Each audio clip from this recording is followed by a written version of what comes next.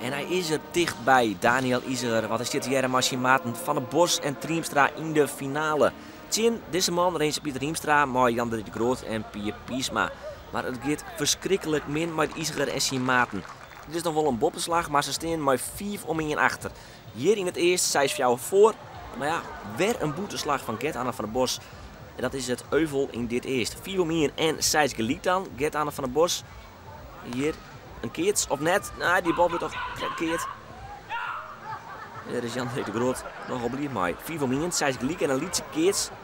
Er zijn dus wel wat mogelijkheden van de parcours van Jan de Groot. Dat hier dus verrast ontnauwt daar. Dit is Daniel Iseger. En de keertjes in dat geval bij. Dus ze leven nog. Het wordt van 4 om 1, 4 om 2.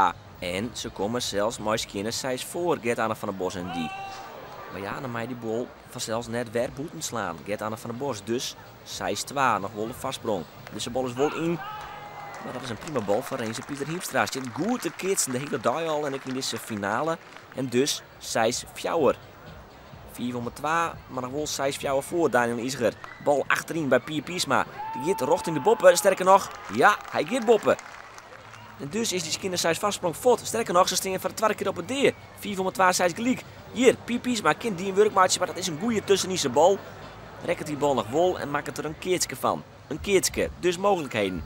Jan de Groot bij de opslag. Dikke Triemstra rekt die bal helemaal verkeerd. Een krapper. Dus is de overwinning van het parcours van Jan de Groot. Ze keert zelfs prima, maar het probleem lag bij de opslag van de tegenstander bij Gert-Anne van der Bos. Hij maakte de volle flaters. Praat ik al in de box van, nou ja, dan zorgen dat we Renze miskeertsen.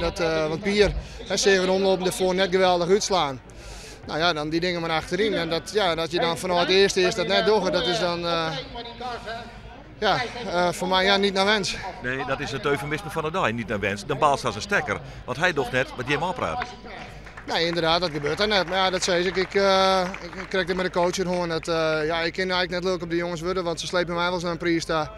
Nee, je misleert dat. Ik denk hoe wij vorig jaar inderdaad altijd kaatsen we nou goed, degelijk, optimaal profiteren van de fouten die we van de tegenstander kregen.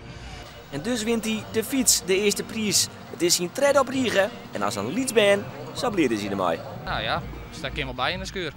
Er staan er wel 2.